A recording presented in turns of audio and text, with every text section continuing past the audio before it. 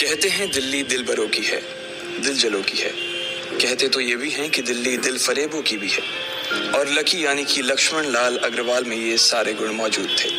लोग उसकी शक्ल को देखकर ही कह देते थे, अबे दिल्ली से हो क्या? लकी वैसे दिखने में स्मार्ट और अट्रैक्टिव था, पर जेब से खस्ता हालत होने की वजह से रहता बेहद सिंपल तरीके से था। शर्ट का रंग उड़ा हुआ और पैंट से पैबंद जुड़ा हुआ। कहने को तो उसकी उम्र के लड़के दिल्ली की सड़कों पर रात को मोटर बाइक दौड़ाते थे, लेकिन लकी उर्फ लक्ष्मण लाल अग्रवाल सिर्फ कमरे से कॉलेज में पढ़ाई और गर्लफ्रेंड डिंपल के साथ थोड़ा वक्त बिताना, फिर कॉलेज से दुकान, दुकान से जब होम डिलीवरी आए तो वहां, और फिर घर चला जाता था। हाँ, कभी कभी जब वो किसी लड़के को खाली सड़क पर मोटर बाइक दंदनाते हुए देखता तो कहता, एक दिन अपना टाइम भी आएगा जब मैं चश्मा लगाकर बैठूंगा और पीछे डिंपल को बैठाऊंगा। देखना, जब वो मेरी कमर में अपना हाथ कसेगी और मैं तेजी से मोटरसाइकिल को इंडिया गेट के आसपास दौड़ाऊंगा, तो सारे दिल्ली का दिल हम दोनों को देखकर चलेगा। दुकान में रखा हुआ बर्नॉल भी काम नहीं आएगा। लकी ने कहा और अपने हाथ में बर्नॉल की क्रीम को दबा दिया। जैसे ही उसने क्रीम को दबाया, उस क्रीम बाहर आ गई। अबे गधे, क्या कर रहा है? वो कोई स्पंज की गेंद है क्या जो उसे दबा रहा है? दुकान के मालिक ने उससे फटकारते हुए कहा और उसके सर पर एक चपत लगा दी। Sorry sir. लकी ने अपना सिर बचाते हुए कहा। वो खरोल बाग में स्थित एक छोटी सी मेडिकल स्टोर पर काम करता था। उसकी दुकान का नाम था चमन मेडिकल स्टोर और उसके ओनर का नाम था चमन लाल। लकी पिछले 5 साल से इन्हीं की दुकान पर काम कर रहा था। यहाँ इस छोटी सी शॉप पर काम करना उसकी मजबूरी थी। लाइफ में कंगाली की वजह से उसे कॉलेज में पढ़ाई पूरी करने के लिए पार्ट टाइम जॉब करना था। उसने कई अच्छी जगह अच्छी तनख्वाह की नौकरी ढूंढी, पर नहीं मिली और वो इस मेडिकल स्टोर पर ही अटक गया। गधे, अब इसके पैसे क्या तेरा बाप भरेगा? कटेगा। इसका पैसा भी तेरी तनख्वाह से कटेगा और एमआरपी से डबल रेट में कटेगा। चमन ने अपने दांतों को किचमिचाते हुए कहा। गुस्से की वजह से उसकी नाक फूल गई थी और लकी की सांसें। उसने घबराते हुए ओनर से पूछा, एमआरपी से डबल क्यों सर जी? ताकि अगली बार से ऐसी कोई हरकत करने से पहले तू डबल बार सोचे। चमन ने कहा और उसके हाथ से ट्यूब छीन ली। उसका जी तो चाह रहा था कि वो लकी की खोपड़ी पर एक और बार अपना हाथ साफ कर ले, लेकिन उससे पहले ही दुकान का फोन बजने लगा। फोन की घंटी बजते ही लकी को वहां से निकलने का मौका मिल गया और वो भागते हुए फोन उठाने के लिए चला गया। हेलो जी, करोल बाग के बेस्ट मेडिकल चमन मेडिकल स्टोर से बोल रहा हूँ, बताइए क्या काम था? ये लकी की पेटेंट लाइन थी। चाहे कहीं से भी फोन आए, लेकिन उसे फोन पर बस यही बोलना था। जैसे ही इधर लकी ने अपनी बात कही, उधर से जवाब आया, मैं अप्रूविंग नाइट होटल के कमरा नंबर 303 से बात कर रहा हूँ। एक छोटा सा ऑर्डर है, नोट करो और जल्दी से होटल पर डिलीवर करवा दो। वो एक लड़के की आवाज थी। उसकी आवाज में काफी भारीपन और एक अजीब सी जल्दबाजी थी। जैसे ही लकी ने वो आवाज सुनी, पता नहीं क्यों उसे वो आवाज जानी पहचानी सी लगी। जी सर, बताइए आपका क्या ऑर्डर है? हाँ तो लिखो, हार्ट प्ले के 2 पैकेट और 1 पैकेट टिश्यू। लकी, जो कि अपना पेन लेकर खड़ा था, हार्ट प्ले का नाम सुनते ही झिझक गया। असल में हार्ट प्ले नाम का एक कंडोम आता था और इसलिए उसका नाम सुनते ही लकी शर्मा गया था। इतने साल से भी मेडिकल की स्टोर पर काम करने के बाद उसे इन चीजों का नाम सुनने में शर्म आती थी। हेलो भाई, लिखा कि नहीं लिखा? उस आदमी ने फिर से लकी से पूछा। जी सर, लिख लिया सर, लिख लिया। लकी ने खिसिया कर हंसते हुए कहा। लिख लिया तो फिर लेकर निकल, उस लड़के ने कहा। उसकी आवाज सुनकर ना जाने ऐसा क्यों लग रहा था कि वो बहुत बड़ा आदमी था। जी सर, मैं सर, लेकिन सर बाहर तो बारिश हो रही है, लकी ने कहा। उसने देखा कि बाहर बहुत तेज बारिश हो रही थी। उनकी दुकान के सामने पानी भर गया था और तेज हवाओं की वजह से चमन मेडिकल स्टोर का बोर्ड भी गिर गया था।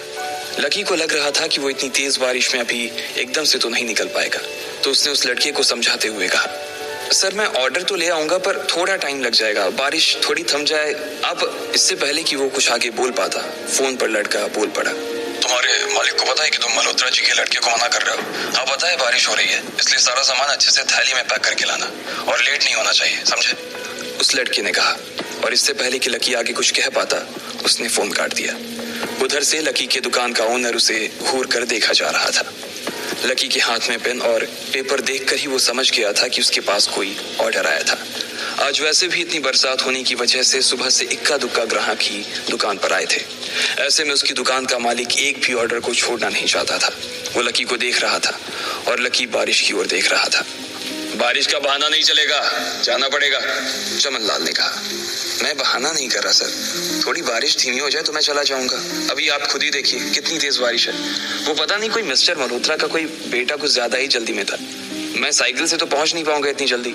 लकी ने उनकी ओर देखते हुए कहा। क्या कहा? मिस्टर मल्होत्रा जी का बेटा? तू मेरी दुकान बंद करवाएगा क्या? अभी क्या भी निकल उनका ऑर्डर लेके, वो हमारे बहुत पुराने कस्टमर है, चमन ने कहा। पर लकी ने कहा ही था कि चमन बोला। पर कुछ नहीं, तू मेरी मोटरसाइकिल ले जा, उसने गुस्से में कहा। अरे सर जी, 200 के ऑर्डर में मुश्किल से 40 रुपए बचेंगे। इससे 3 गुने का तो पेट्रोल ही लग जाएगा, और अगर गाड़ी रास्ते में बंद हो गई तो अलग से खर्चा, लकी ने समझाते हुए कहा। वो जानता था कि उसका मालिक इन सब बातों पर ध्यान नहीं देने वाला। चमन लाल बोला। कोई बात नहीं, तू जा, चाहे जो हो जाए ग्राहक नाराज नहीं होना चाहिए, और वैसे भी वो मल्होत्रा जी का बेटा है। चमन लाल ने मोटरसाइकिल की चाबी लकी की ओर उछालते हुए कहा। लकी ने चाबी ली। उसे देखकर उसके अंदर मिक्स फीलिंग आ गई। एक तो वो बहुत खुश हुआ कि बड़े दिनों बाद बाइक चलाने को मिलेगी, पर वहीं दूसरी तरफ दुखी इसलिए हुआ कि बाइक मिली भी तो ऐसी तेज बारिश में, अगर खराब हो गई तो इसकी चपत भी उसके सिर पर ही पड़ेगी। वो मुंह लटकाकर रेनकोट और हेलमेट पहनते हुए वहां से निकल गया। बाहर आकर बाइक को देखा तो लकी ने मन में सोचा, चलो ठीक है, जो होगा देखा जाएगा, कम से कम बाइक तो चलाने को मिल रही है। दरअसल लकी इतने साल काम करने के बाद भी अपने लिए एक मोटरसाइकिल नहीं ले पाया था। लकी की तनख्वाह ही इतनी भर थी कि सिर्फ उसके कमरे का किराया, उसकी साइकिल में डालने वाली हवा का खर्च, बिजली पानी का बिल और डिम्पल के साथ महीने में 1-2 बार बाहर खाने का खर्चा ही निकल पाता था। उसे डिम्पल की कही बात अक्सर याद आती थी। लकी, अगर अगले 2 महीने में तूने बाइक नहीं खरीदी ना तो मैं तेरे से ब्रेकअप कर लूंगी, देखना। असल में डिम्पल को लकी के साथ बाइक पर घूमने की बड़ी तमन्ना थी। लकी की इस उजाड़ जिंदगी में एक वही तो थी जिसके लिए जिंदा रहने को उसका जी चाहता था। जब भी वो उससे बाइक की बात करती तो लकी डिम्पल की इस बात को हंसकर टाल देता था। वो अपने मन में इस बात को अच्छे से जानता था कि डिम्पल उससे बहुत प्यार करती थी और वो उससे कभी छोड़ कर नहीं जा सकती थी। वो दोनों एक दूसरे में ऐसे घुले मिले थे जैसे बादल बरसात में घुल जाती है। लकी को डिम्पल बहुत पसंद थी और वो उसके लिए दुनिया जहां की खुशियां खरीद कर ला देना चाहता था। वो चाहता था कि एक दिन वो डिम्पल को प्लेन में बैठाए, लेकिन उसके ये सब ख्वाब इस कम तनख्वाह की नौकरी की वजह से कभी पूरे नहीं होने वाले थे। पर आज उसके पास एक मौका था। वो डिम्पल को अपने साथ इस बारिश में राजपथ घुमाना चाहता था। वो उसे दिल्ली दिखाना चाहता था। चमन लाल को देने के लिए उसने पहले से ही बहाना सोच रखा था। बस जल्दी से वो ये डिलीवरी देकर सीधे डिम्पल के पास ही जाने वाला था। उसने होटल ब्लूमिंग नाइट के बाहर मोटर बाइक पार्क की और सीधे होटल के अंदर चला गया। लकी ने रिसेप्शन पर पहुंचकर नमस्ते करते हुए रिसेप्शनिस्ट को बोला, जी मैं चमन मेडिकल स्टोर से आया हूँ, रूम नंबर 303 का ऑर्डर था सर। रिसेप्शन पर खड़ा आदमी उसके हाथ में काली थैली को देखकर समझ गया था कि उसमें क्या था और वो मंद ही मंद मुस्कुराते हुए बोला, 3rd फ्लोर पर है, लिफ्ट से चले जाओ, रेनकोट यहीं उतार देना। जैसा उस आदमी ने कहा लकी ने ठीक वैसा ही किया और लिफ्ट में चढ़ने की कुछ ही देर बाद वो 3रे माले पर पहुंच गया था। वो रूम नंबर 303 के बाहर पहुंचा और उसने डोरबेल बजाई।